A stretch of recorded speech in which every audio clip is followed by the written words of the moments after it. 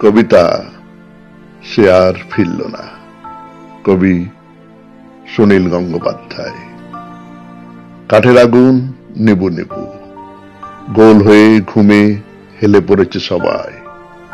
ভোর হতে আর বেশি দেরি নেই।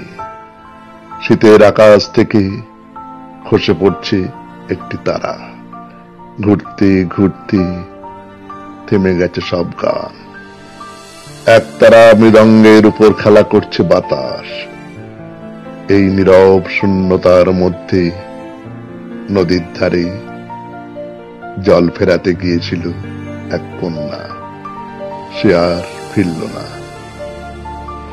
কি আর তাকে মনে রাখবে? 2 বছর, 5 বছর, বড় জোর। আকাশে কোনোদিন মালিন্যের দাগ পড়ে না। আকাশের বয়সও বাড়ে না। শুধু এক বাজে পোড়া তাল গাছ অন্তরিক্ষের সঙ্গে কথা চালাচালি করে।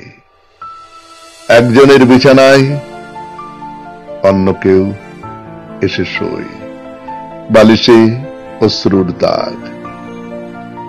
এবারের বর্ষায় নদীর জলে খেলা করে চাঁদ। নদীও তাকে মনে রাখেনি। শুকনো ঘাসে চচ্চর শব্দ হচ্ছে। এমনই ক্রোধের মতো রোদ। তারই মধ্যে মাথা চারা দিয়ে উঠছে কুন্দকলি। আকাশ থেকে খসে পড়া নক্ষত্রটির প্রতিবিম্ব।